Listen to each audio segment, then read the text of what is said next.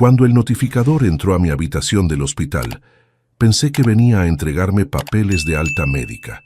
Estaba equivocada. Lo que me entregó fue una demanda por acoso criminal presentada por mi exesposo. Las fechas de los supuestos delitos coincidían exactamente con los meses en que yo había estado postrada en una cama, con una placa de platino recién instalada en mi pierna derecha, incapaz de caminar siquiera hasta el baño. Pero antes de entrar en la historia, apóyanos dándole like y suscribiéndote ahora mismo. También quiero saludarlos. Déjenme en los comentarios su nombre, su ciudad, ideas. Gracias. Mi nombre es Beatriz Herrera de Montalvo. Tengo 60 años. Durante 30 años construí una reputación impecable en la Ciudad de México como dueña de Atelier Beatriz, una boutique de alta costura en la zona rosa que vestía a la élite mexicana. Mis clientes eran esposas de empresarios, actrices, políticas. Yo era conocida por mi elegancia personal, tanto como por mis diseños. Mi cabello castaño ondulado siempre perfectamente cortado, mis accesorios dorados cuidadosamente seleccionados, mis trajes de alta costura que reflejaban el estilo sofisticado que había cultivado durante décadas. Pero cuando el notificador me entregó esos papeles legales, nada de eso importaba. Mis manos, todavía débiles después de 4 meses de recuperación, temblaron al leer la primera línea. Demanda por acoso, hostigamiento y persecución criminal. Mi ex esposo, Javier Montalvo, me acusaba de perseguirlo por toda la Ciudad de México y sus alrededores durante los meses de marzo a junio de 2024. Según la demanda, yo había aparecido en su oficina en Polanco, en la casa de su hermano en Cuernavaca, afuera de su clínica de fisioterapia en San Ángel, e incluso lo había seguido durante un fin de semana en Puebla. Las fechas estaban allí, precisas y condenatorias. El problema era simple y absurdo. Durante cada una de esas fechas, yo había estado en el 7º piso del Hospital Ángeles del Pedregal, recuperándome de una cirugía que me había dejado con una placa de platino en la pierna derecha y completamente inmóvil. El accidente había ocurrido en febrero, una caída en las escaleras de mármol de mi boutique, justo cuando estaba cerrando el negocio para siempre. La ironía no se me escapó entonces ni ahora. Mi pierna se había fracturado en 3 lugares, requiriendo una cirugía de 9 horas para instalar la placa de platino y varios tornillos. Los médicos fueron claros: mínimo 12 semanas antes de intentar caminar con muletas, 16 semanas antes de poder manejar. La demanda llegó en la semana 17. Llamé a mi abogada, Fernanda Ríos, inmediatamente.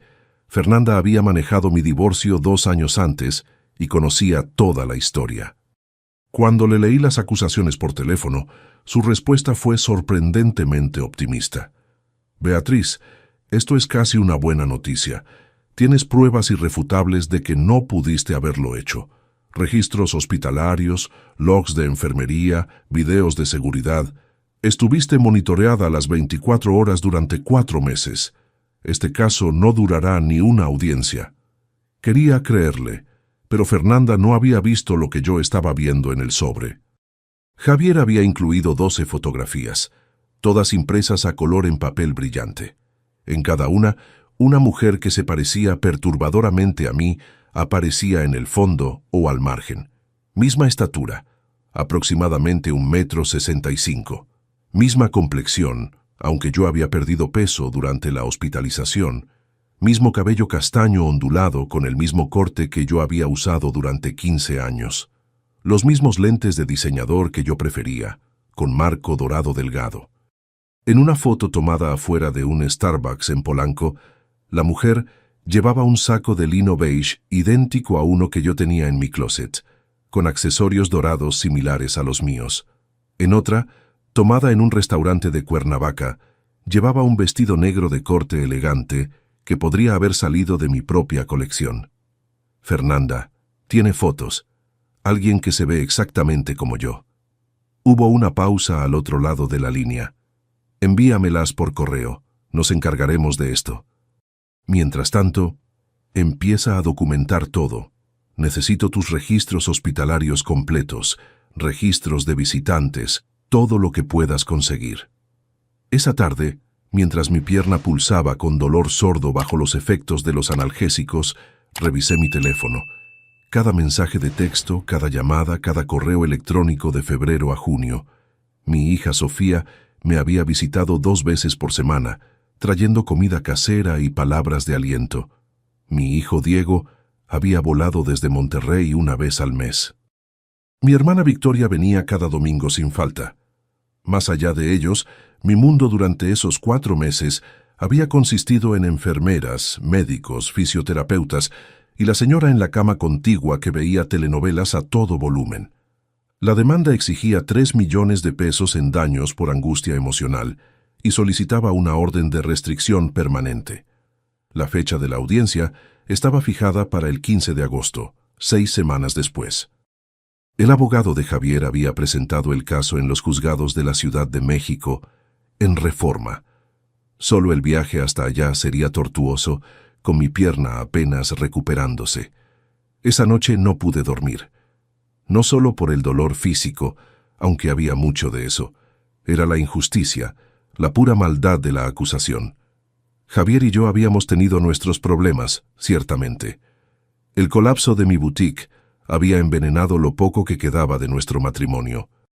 Él me culpaba por no haber diversificado, por haber dependido demasiado de un segmento de clientela que desapareció cuando la crisis económica golpeó. Para cuando él pidió el divorcio, apenas podíamos estar en la misma habitación sin pelear. Pero, ¿acoso? ¿Persecución? Eso jamás. Yo había aceptado el divorcio con dignidad. Había dividido nuestros bienes limitados sin drama. Había seguido adelante con mi vida. O al menos había intentado seguir adelante, hasta que la caída en las escaleras me dejó postrada. Volví a examinar las fotografías con una lupa que pedía una enfermera. En la toma del Starbucks en Polanco, el rostro de la mujer era visible de perfil. El parecido era inquietante. Misma estructura facial, misma línea de la mandíbula. Pero algo no cuadraba. La forma en que estaba parada, ligeramente encorvada hacia adelante. Yo había pasado meses en fisioterapia, aprendiendo a mantener una postura elegante y erguida, incluso después de la cirugía. La postura de esta mujer era descuidada, nada como la mía. A la mañana siguiente llamé al departamento de registros del Hospital Ángeles. Conseguir copias de todo tomó 3 días y 4,000 pesos en tarifas administrativas, pero cada peso valió la pena. 416 páginas documentando cada minuto de mi estancia hospitalaria. Admisión el 12 de febrero a las 6:00 am. Cirugía de 9 horas. Complicaciones postoperatorias con infección que requirieron estancia extendida en terapia intensiva. Transferencia a sala de recuperación el 28 de febrero. Alta el 8 de junio. Exactamente 117 días después de la admisión. Los registros de enfermería eran particularmente detallados. Cada 4 horas, alguien me había revisado, anotado signos vitales, administración de medicamentos, comidas. Había estado conectada a morfina intravenosa durante las primeras 3 semanas. No pude ir al baño sin ayuda durante 6 semanas. No salí de mi habitación hasta la semana 14, cuando me llevaron en silla de ruedas para una radiografía de control de la placa de platino. Pero lo que más me inquietaba no eran solo las fotografías, era una pregunta que no podía dejar de hacerme. ¿Quién querría destruirme así? ¿Y por qué? Amigos, cada historia que les cuento sale todos los días. Pero YouTube solo se las mostrará si tocan el botón rojo de suscribirse. Toquen suscribirse, activen la campanita y nunca se perderán una historia. Gracias. Fernanda revisó toda la documentación y programó una llamada con el abogado de Javier, un hombre llamado Miguel Santana. Escuché por altavoz mientras Fernanda exponía nuestra defensa con la precisión de un cirujano. Licenciado Santana, mi clienta estuvo hospitalizada durante cada fecha mencionada en su demanda. Tenemos registros médicos exhaustivos que prueban que ella estaba físicamente incapacitada de estar en Polanco, Cuernavaca, San Ángel o Puebla durante esos meses. Tenía una placa de platino recién instalada en la pierna. No podía caminar. La voz de Miguel era cortante y llena de confianza. Licenciada Ríos, tenemos evidencia fotográfica clara y testimonio de 5 testigos presenciales que confirmaron haber visto a la señora Herrera en estas ubicaciones. Las fotografías son inequívocas. 5 personas identificaron a alguien que se parecía a mi clienta. Eso no es lo mismo. Las fotografías muestran a alguien con características físicas idénticas, y debo mencionar algo más grave. Tenemos registros de 14 llamadas telefónicas a mi cliente durante este periodo, llamadas desde el número celular de la señora Herrera. Mi cliente, sabiamente, no respondió ninguna.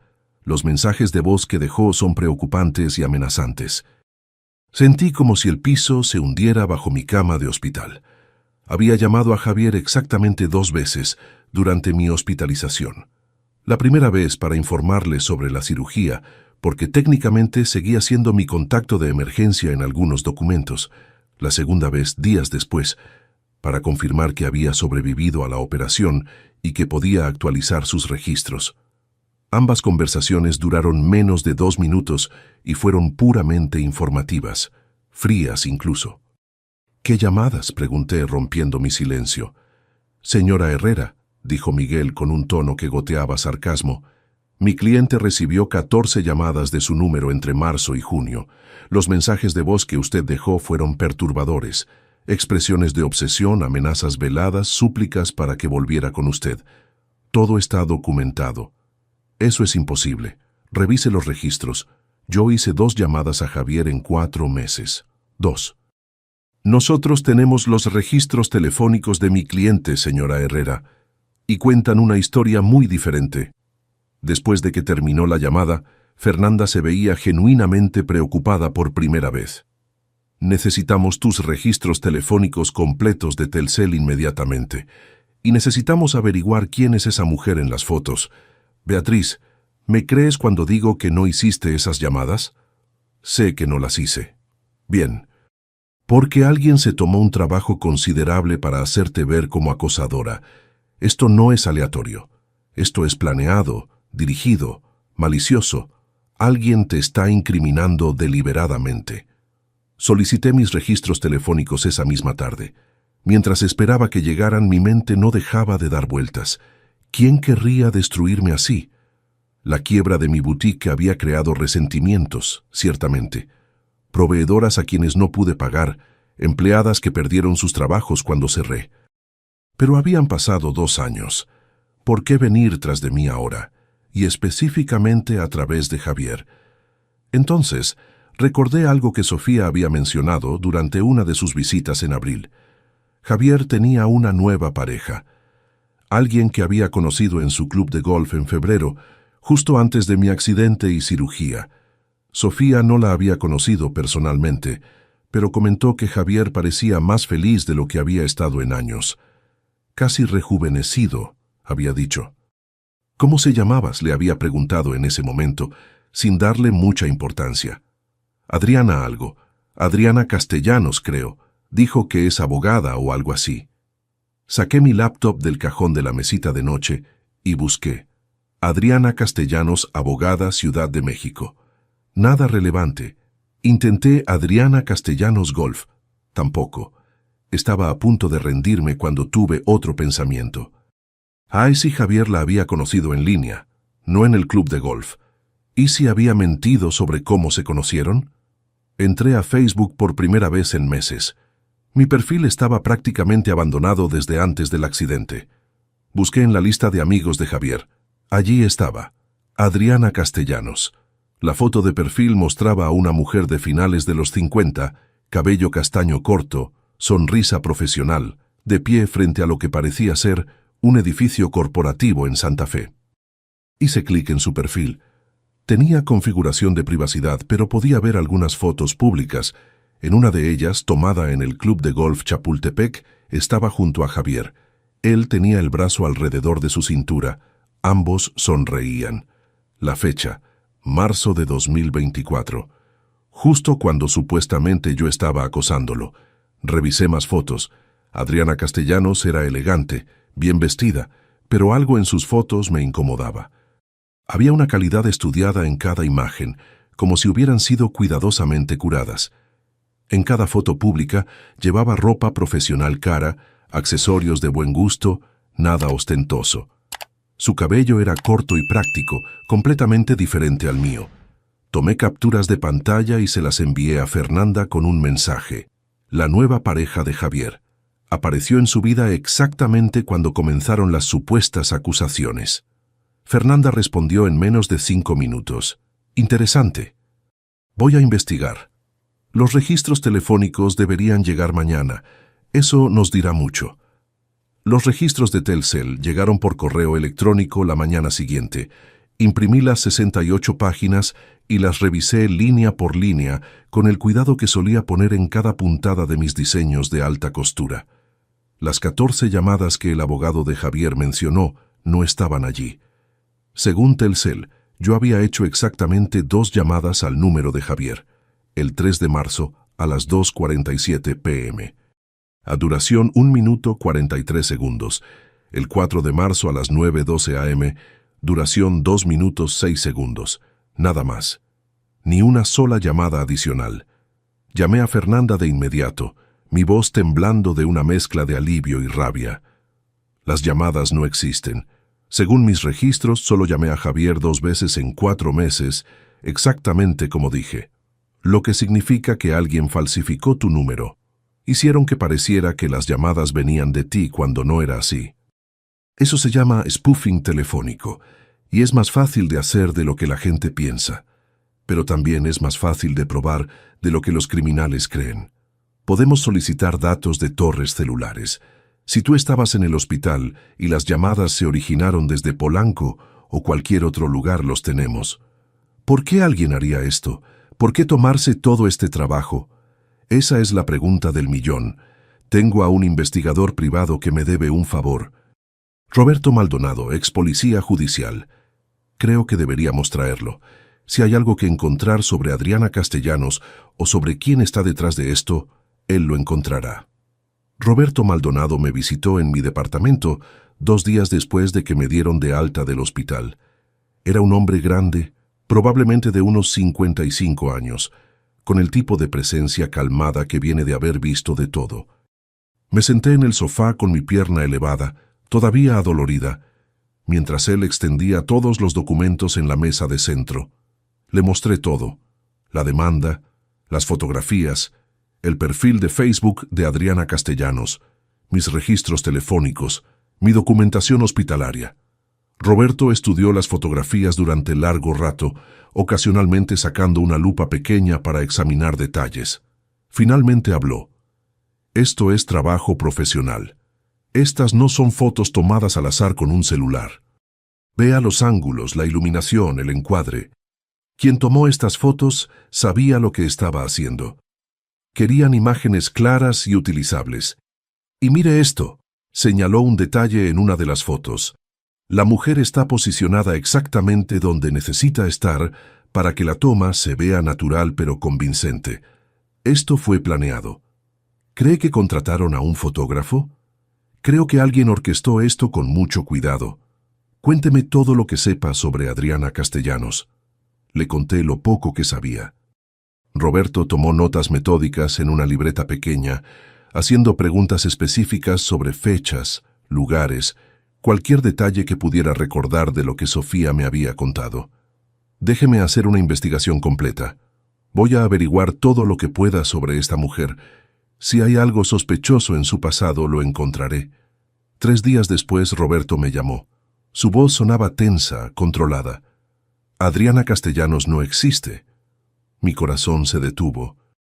¿Qué quiere decir con que no existe? Vi su perfil de Facebook. Hay fotos de ella con Javier. Vio un perfil de Facebook creado hace 11 meses. La foto de perfil es una imagen de stock de un banco de fotografías profesionales de Guadalajara. Las otras fotos son robadas de varias cuentas de redes sociales. Adriana Castellanos es una identidad falsa, muy bien construida, pero falsa al fin. La habitación pareció inclinarse. Me aferré al brazo del sofá. Entonces, ¿quién es? ¿Con quién está saliendo Javier? Esa es la pregunta interesante. Contacté a algunos conocidos en la policía de la Ciudad de México.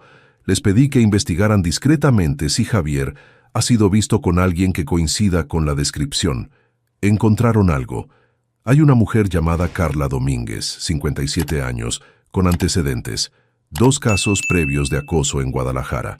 Ambos casos se resolvieron fuera de la corte con acuerdos de confidencialidad. Se mudó a la Ciudad de México el año pasado. Dios mío, Javier está saliendo con una acosadora. Eso parece. Y aquí está lo interesante. Domínguez no se parece en nada a usted ni a la mujer de las fotos. Ella mide 1,55 m, complexión robusta, cabello negro corto. Pero tiene experiencia con vigilancia, con manipulación, con crear situaciones falsas. Las piezas comenzaron a juntarse en mi mente, pero la imagen que formaban no tenía sentido. ¿Por qué me incriminaría por acosar a Javier si ella es quien está saliendo con él? Roberto se reclinó, su voz se volvió reflexiva. Tal vez él no sabe lo que ella está haciendo. Tal vez ella está jugando con ambos. Los acosadores son obsesivos y paranoicos. Ven amenazas en todas partes. Usted es la exesposa. En su mente, usted es competencia, una amenaza a su relación con Javier. Pero he estado en una cama de hospital, lo cual la convierte en el blanco perfecto. No puede defenderse. No puede investigar. Ella probablemente pensó que usted simplemente se rendiría, pagaría el dinero, aceptaría la orden de restricción y desaparecería de la vida de Javier permanentemente. No contó con que usted tuviera pruebas tan sólidas de su hospitalización. Necesitamos decirle a Javier, necesita saber con qué tipo de persona está. Todavía no. Si la alertamos, desaparecerá. Cambiará de identidad de nuevo, como lo ha hecho antes. Lo que necesitamos es prueba de que ella es quien está en esas fotos, y creo que sé cómo conseguirla. El plan de Roberto era simple pero arriesgado. Quería hacer vigilancia sobre Carla Domínguez, ver si hacía otro movimiento. Tal vez intentaba crear más evidencia falsa contra mí. Mientras tanto, Fernanda presentó nuestra respuesta formal a la demanda, incluyendo todos mis registros hospitalarios completos y las discrepancias masivas en los registros telefónicos. También solicitó formalmente datos de torres celulares para las supuestas llamadas a Javier.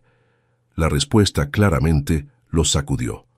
Miguel Santana llamó a Fernanda 2 días después, solicitando una reunión. Fernanda pensó que era una señal de que estaban preocupados, que tal vez incluso consideraban retirar la demanda. Nos reunimos en la oficina de Miguel en Reforma, un edificio de vidrio con vista al Paseo de la Reforma. Yo llegué con muletas, mi pierna todavía dolorosa, todavía débil. El viaje desde mi departamento había sido agotante, pero necesitaba estar allí. Necesitaba ver sus caras cuando presentáramos nuestra evidencia. Javier estaba allí, viéndose mayor de lo que recordaba, más delgado, con ojeras profundas. Junto a él estaba Miguel Santana, y al otro lado de la mesa, una mujer que nunca había visto antes. Baja, complexión robusta, cabello negro corto, probablemente a finales de los 50. Carla Domínguez, aunque supuse que Javier la conocía como Adriana Castellanos. Miguel hizo las presentaciones formales. Esta es la pareja del señor Montalvo, la señorita Castellanos. Ella ha estado apoyándolo durante este tiempo difícil. Mantuve mi rostro neutral, pero mi corazón latía furiosamente. Esta era la mujer que había estado destruyendo mi vida, sentada ahí con una expresión de preocupación simulada, jugando el papel de la novia solidaria. Fernanda expuso nuestra defensa metódicamente, como un fiscal presentando un caso ante el jurado. Registros hospitalarios mostrando 117 días de hospitalización continua. Logs de enfermería documentando cada 4 horas. Video de seguridad de mí en la sala de recuperación durante las fechas exactas de las supuestas persecuciones. Registros telefónicos mostrando solo 2 llamadas. La imposibilidad física de que yo estuviera en múltiples ciudades mientras estaba postrada en una cama con una pierna recién operada. La cara de Javier se fue poniendo cada vez más pálida mientras la evidencia se acumulaba. Seguía mirando a Carla, pero ella mantenía una expresión de preocupación y apoyo, tocando su brazo ocasionalmente de manera reconfortante. Licenciado Santana, dijo Fernanda con voz fría y profesional, alguien se tomó un esfuerzo considerable para hacer parecer que mi clienta estaba acosando al señor Montalvo. Alguien que se parece a ella, alguien que falsificó su número telefónico. Esto no es un caso de identificación errónea. Esto es fraude de identidad y acoso criminal, pero no por parte de mi clienta. Eso es absurdo, dijo Miguel, pero su voz había perdido toda su confianza anterior. ¿Lo es? Nos gustaría solicitar que todas las partes se sometan a análisis forense, incluyendo a la señorita Castellanos aquí presente. Si alguien está suplantando a mi clienta, seguramente ustedes querrían descubrir quién. La expresión de Carla finalmente se quebró. Solo por un segundo, un destello de algo oscuro, casi feral, cruzó su rostro antes de que recuperara la compostura. No veo por qué yo tendría que someterme a nada, dijo con voz tensa. Yo no soy la acusada de acoso. No, dije hablándole directamente por primera vez, mi voz más firme de lo que me sentía. Pero usted es quien lo hizo. La sala estalló. Miguel exigió que retractáramos la acusación. Javier miraba entre Carla y yo, confundido y asustado. Carla se puso de pie, su cara enrojecida. No tengo que escuchar esto, Javier, nos vamos. Pero Roberto Maldonado eligió ese momento para entrar a la sala de conferencias. Había estado esperando afuera y Fernanda le había enviado nuestra señal por mensaje. Colocó una carpeta sobre la mesa con un movimiento deliberado. Carla Domínguez, también conocida como Carla Marshall, también conocida como Adriana Castellanos, buscada en Guadalajara por 2 cargos de acoso agravado, violó una orden de restricción en Monterrey el año pasado. Colocó una fotografía sobre la mesa, fotografiada hace 3 días entrando a una tienda de disfraces en la colonia Juárez, donde compró una peluca castaña ondulada y lentes de diseñador con marco dorado. Javier se quedó paralizado mirando la foto, luego a Carla, luego de vuelta a la foto. El color drenó completamente de su cara. Carla intentó correr hacia la puerta, pero Roberto fue más rápido. Si quieren saber cómo termina esta historia y conocer muchas más, denle al botón rojo de suscribirse. Es gratis y me ayuda muchísimo. En 3 pasos, Roberto tenía a Carla contra la pared, su brazo torcido detrás de su espalda, con la precisión profesional de alguien que había hecho esto 1000 veces antes. A través de la pared de vidrio de la sala de conferencias, pude ver a 2 policías de la Ciudad de México entrando a la oficina. Fernanda los había llamado con anticipación, preparada para este momento. Javier no sabía nada, dijo Carla mientras los oficiales le ponían las esposas, su voz ahora desesperada, toda la máscara de compostura destrozada. Él no tuvo nada que ver con esto. Yo solo estaba protegiéndolo de ti. Tú eres la amenaza. Tú eres la que... Yo estaba en una cama de hospital, dije en voz baja pero firme, durante 4 meses, con una placa de platino en mi pierna. No podía ni caminar al baño. Javier estaba sentado completamente inmóvil, su cara gris, mirando a la mujer que pensaba que conocía siendo arrestada frente a él. Adriana, Carla, no entiendo. ¿Qué es todo esto? Ella no es quien dijo ser, dijo Roberto mientras los policías se llevaban a Carla. Y esto apenas está comenzando. La historia completa salió durante las siguientes semanas pieza por pieza, como un rompecabezas macabro que nadie quería armar, pero que no podíamos dejar de ver. Carla Domínguez había creado la identidad de Adriana Castellanos, específicamente para acercarse a Javier. Había investigado sobre él en línea durante meses, descubrió sobre su divorcio, sobre su vida, sobre mí. Se posicionó como exactamente el tipo de mujer que él necesitaba después de años de un matrimonio fallido. Estable, atenta, aparentemente exitosa y comprensiva.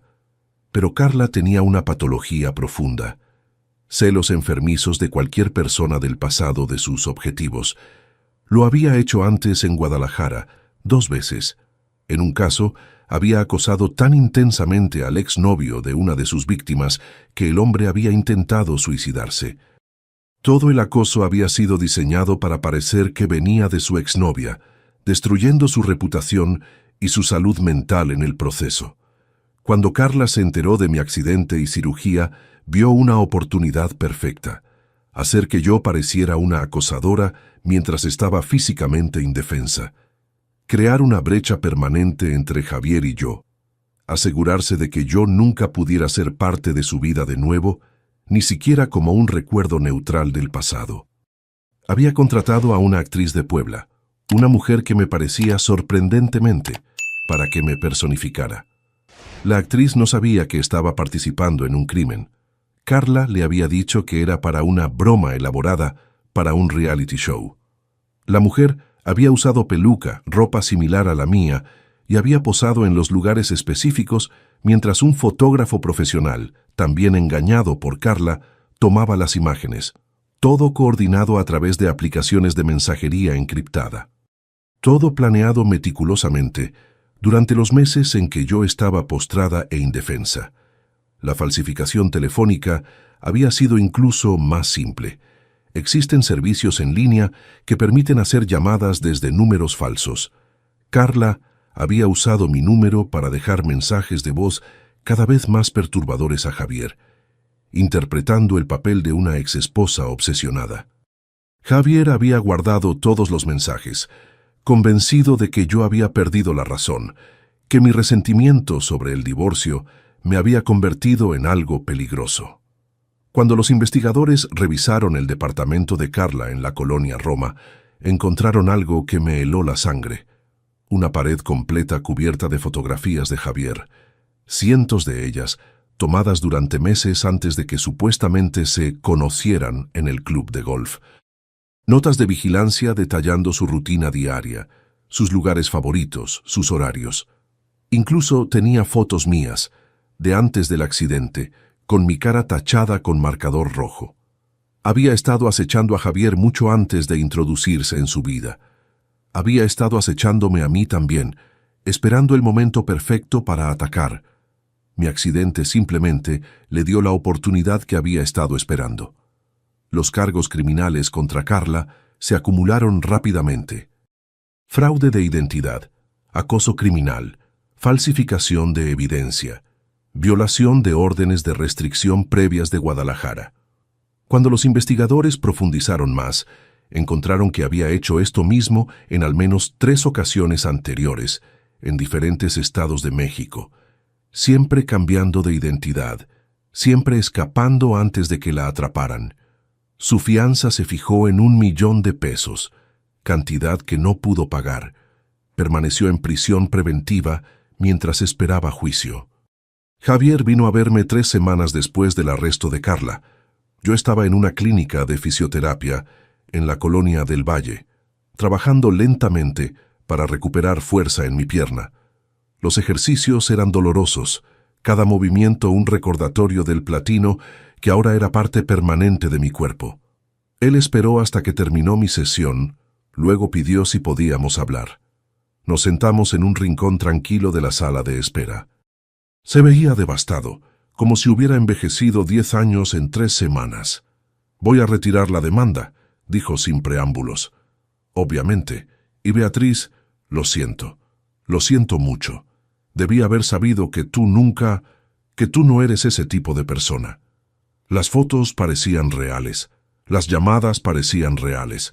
Ella fue muy convincente. Me siento tan estúpido.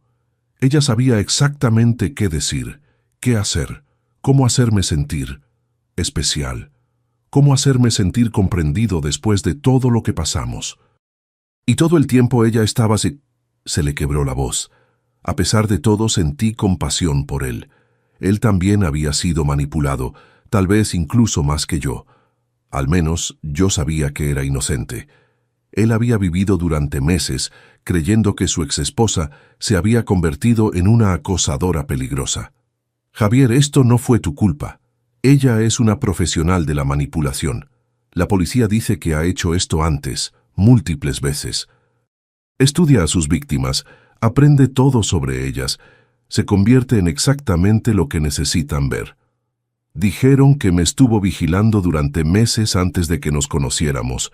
Meses, Beatriz, aprendiendo todo sobre mí, sobre ti, sobre nuestra vida, planificando todo. Es tan Violador. Me siento tan invadido.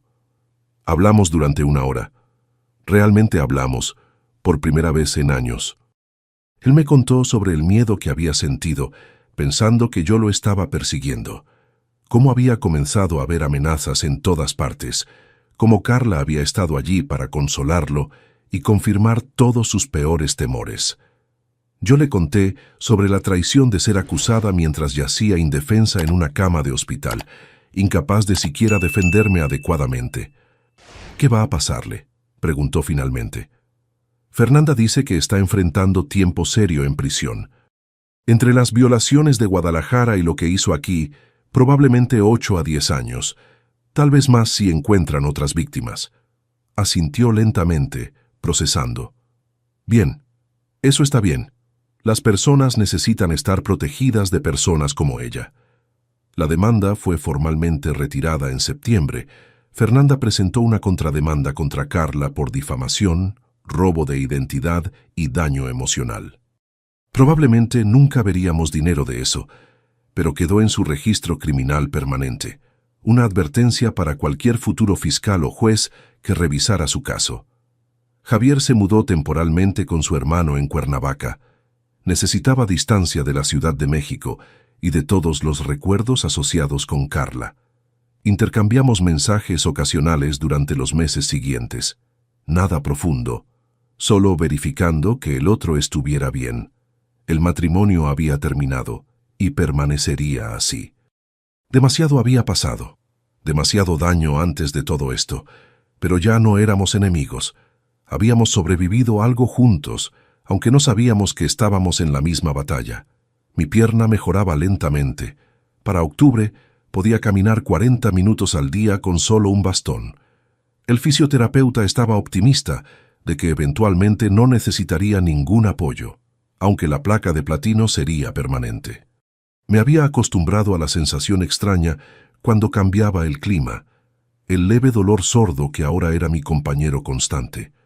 Pero más allá de la recuperación física, había algo más profundo que necesitaba procesar. La experiencia me había enseñado algo importante que deseaba haber entendido años antes.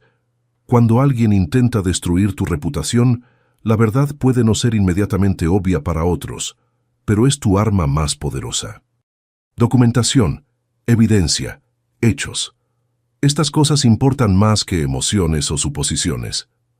Javier había creído a Carla porque ella le dio algo que se sentía verdadero. Pero sentirse verdadero no es lo mismo que ser verdadero. También aprendí que depredadores como Carla cuentan con que sus víctimas estén aisladas e incapaces de defenderse. Ella me eligió como objetivo porque yo estaba en una cama de hospital, porque pensó que estaría indefensa. Lo que no consideró fue que incluso desde esa cama, aún podía reunir evidencia. Aún podía construir una defensa, aún podía encontrar personas como Fernanda y Roberto que creían en la verdad. El juicio de Carla comenzó en noviembre. Yo asistí a cada audiencia, sentada en la parte trasera de la sala del juzgado con mi bastón apoyado contra mi silla. Quería que me viera, quería que supiera que no había ganado, que no me había destruido. La evidencia presentada por la fiscalía fue abrumadora. Los registros hospitalarios que probaban mi hospitalización completa, los datos de torres celulares que mostraban que las llamadas falsificadas habían sido hechas desde diferentes partes de la ciudad, nunca desde el hospital. El testimonio de la actriz de Puebla que había sido engañada para personificarme, ahora cooperando con las autoridades. Las fotografías encontradas en el departamento de Carla, el muro de obsesión. Y luego estaban las víctimas anteriores. 3 mujeres de Guadalajara y Monterrey testificaron sobre cómo Carla había destruido sus relaciones, sus reputaciones, incluso había empujado a una de ellas al borde del colapso nervioso. Todas contaron historias espeluznantemente similares. Carla creando identidades falsas, acercándose a sus parejas o exparejas, luego sistemáticamente destruyendo cualquier conexión con el pasado de esas personas. Durante todo el juicio, Carla se sentó impasible, su cara una máscara de indiferencia. Nunca mostró remordimiento, Nunca pareció comprender la gravedad de lo que había hecho. Su abogado defensor intentó argumentar que sufría de trastornos mentales que disminuían su responsabilidad, pero los psiquiatras forenses testificaron que, aunque tenía problemas psicológicos severos, sabía perfectamente lo que estaba haciendo. Cada acción había sido premeditada, planeada, ejecutada con precisión. El veredicto llegó después de 3 días de deliberación. Culpable de todos los cargos. La sentencia: 12 años en prisión federal, sin posibilidad de libertad condicional durante los primeros 8 años. También se le ordenó registrarse como acosadora convicta por el resto de su vida una vez liberada. Cuando el juez leyó la sentencia, Carla finalmente reaccionó. Sus ojos se llenaron de lágrimas, no de remordimiento, sino de rabia. Me miró directamente a través de la sala del juzgado, y por un momento vi la verdadera persona detrás de todas las máscaras, alguien consumida por obsesiones enfermizas, incapaz de ver a otros como seres humanos reales, con sus propias vidas y sentimientos. La llevaron esposada. Javier no estuvo presente para el veredicto. Me había enviado un mensaje diciendo que no podía soportar verla de nuevo, que necesitaba cerrar completamente ese capítulo. Lo entendí perfectamente. Después del juicio, varios periodistas quisieron entrevistarme. La historia había atraído atención mediática. Empresaria elegante acusada falsamente mientras recuperaba en hospital. Acosadora profesional crea doble perfecto para incriminar a víctima. Rechacé la mayoría de las entrevistas. No quería ser definida por esto. No quería ser la mujer que fue acosada por la novia de su exesposo. Pero acepté una entrevista con un programa de noticias investigativas que estaba haciendo un reportaje sobre acoso cibernético y manipulación digital. Pensé que tal vez mi historia podría ayudar a otros a reconocer las señales de advertencia, a entender que la tecnología puede ser usada como arma, pero también puede ser tu salvación si sabes cómo documentar y protegerte. Durante la entrevista, la reportera me preguntó qué les diría a otras personas que pudieran encontrarse en situaciones similares. Documenten todo, dije. Cada mensaje de texto, cada llamada, cada interacción. Mantengan registros médicos, recibos, cualquier cosa que pueda probar dónde estaban y qué estaban haciendo. La tecnología facilita ciertos tipos de acoso, pero también crea registros digitales que son muy difíciles de falsificar completamente. Datos de torres celulares, metadatos de fotos, registros de GPS. Todas estas cosas pueden salvar tu vida cuando alguien intenta destruirla con mentiras. ¿Y qué hay del costo emocional?, preguntó la reportera. ¿Cómo maneja el trauma de ser falsamente acusada? Pensé cuidadosamente antes de responder. El trauma es real, no voy a minimizarlo. Hay noches en que todavía no puedo dormir, pensando en lo cerca que estuve de perder todo. Pero también sé que la verdad tiene peso. No siempre es inmediatamente obvio, no siempre es fácil de probar. Pero si eres persistente, si te niegas a rendirte, eventualmente ese peso inclina la balanza a tu favor. Solo tienes que ser lo suficientemente fuerte para aguantar hasta que lo haga. Han pasado 8 meses desde el veredicto. Mi pierna está casi completamente recuperada ahora. Camino sin bastón, aunque todavía siento la placa de platino cuando hace frío o cuando he estado de pie demasiado tiempo. Mi fisioterapeuta dice que he hecho un progreso notable, que muchas personas con lesiones similares nunca recuperan este nivel de movilidad. Pero sé que la placa de platino estará allí para siempre, un recordatorio permanente en mi cuerpo de todo lo que pasó. Curiosamente, ya no lo veo como algo completamente negativo. Es una prueba de que sobreviví. Es evidencia física de que incluso cuando la vida te rompe, con el apoyo adecuado y suficiente tiempo, puedes volver a ser fuerte. No he reabierto mi boutique. No creo que lo haga. Ese capítulo de mi vida cerró y está bien. En su lugar, he comenzado a dar consultoría a pequeños negocios de moda, ayudando a diseñadores emergentes a evitar los errores que yo cometí. Es gratificante de una manera diferente, menos glamoroso, menos lucrativo, pero más significativo. también he comenzado a hablar en eventos sobre acoso cibernético y manipulación digital. Fernanda me conectó con organizaciones que trabajan con víctimas de acoso y he compartido mi historia con docenas de personas que han pasado por situaciones similares. Cada vez que hablo, veo el reconocimiento en los ojos de alguien en la audiencia. Esa expresión de esto me pasó a mí también, o ahora entiendo lo que me está pasando. Si mi experiencia puede ayudar aunque sea a una persona a reconocer las señales de advertencia, a documentar apropiadamente, a no rendirse cuando todo parece perdido, entonces valió la pena cada momento doloroso. Javier y yo mantenemos una amistad distante pero genuina. Nos enviamos mensajes de felicitación en cumpleaños y días festivos. Él está en terapia, trabajando a través de sus propios traumas de la experiencia. Me dijo que ahora es mucho más cauteloso con las relaciones, que probablemente pasará mucho tiempo antes de que pueda confiar en alguien de nuevo. Lo entiendo completamente. En cuanto a Carla Domínguez, no pienso en ella muy seguido. Está donde debe estar, pagando por los crímenes que cometió contra mí y contra tantas otras. Sé que eventualmente saldrá, que en algún momento volverá a estar libre. Esa realidad me asusta a veces en las noches. Pero también sé que ahora hay un registro permanente de lo que es capaz de hacer. No podrá simplemente cambiar de identidad y empezar de nuevo tan fácilmente. Lo que me queda de toda esta experiencia es una comprensión más profunda de algo que la gente no habla lo suficiente. Vivimos en una era donde la verdad y la mentira pueden parecer igualmente convincentes. Fotos falsificadas, llamadas falsas, identidades falsas, todo es posible con suficiente determinación y conocimiento técnico. Pero también vivimos en una era donde la evidencia real deja rastros digitales que son casi imposibles de borrar completamente. Torres celulares, metadatos, registros electrónicos, estas cosas no mienten. No tienen emociones, no tienen agendas, solo registran lo que realmente sucedió.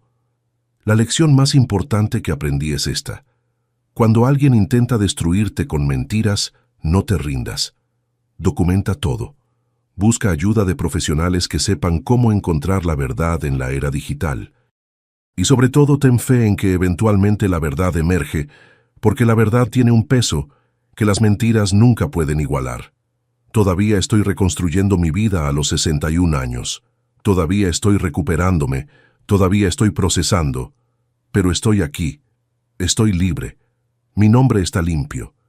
Y esa placa de platino en mi pierna me recuerda cada día que la fuerza no se trata de nunca ser quebrantado, sino de tener el coraje para volver a levantarte después de que te rompen. Si te gustó esta historia, haz clic en suscríbete y cuéntame en los comentarios qué parte te impresionó. Mañana hay más. Nos vemos allí.